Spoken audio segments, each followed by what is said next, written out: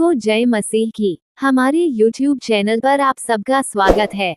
प्रिय भाई और बहनों को, अगर आप हमारे चैनल पर नए हैं तो वीडियो को लाइक, शेयर और सब्सक्राइब जरूर करें। यीशु के दृष्टांत।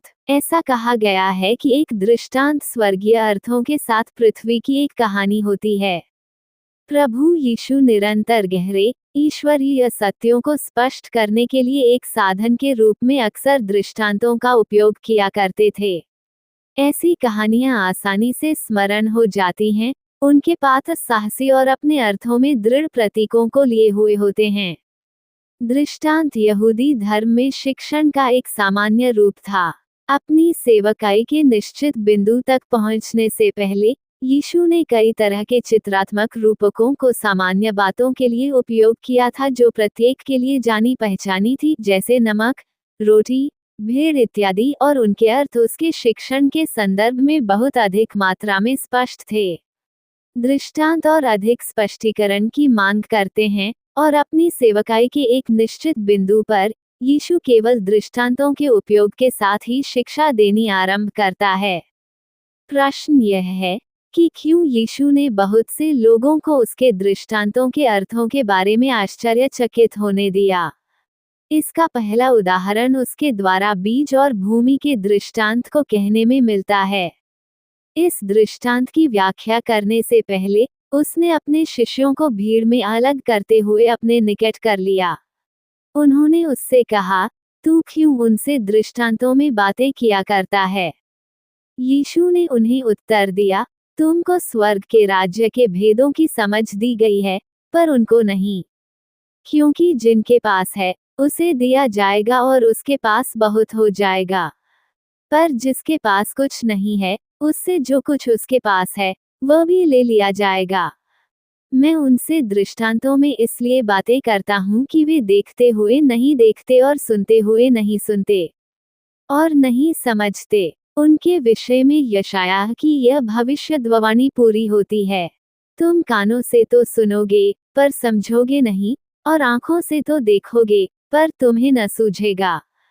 क्योंकि इन लोगों का मन मोटा हो गया है, और वे कानों से ऊंचा सुनते हैं और उन्होंने अपनी आंखें मूंद ली हैं।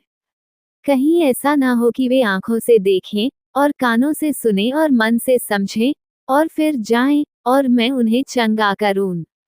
पर धन्य है तुम्हारी आंखें कि वे देखती हैं और तुम्हारे कान कि वे सुनते हैं।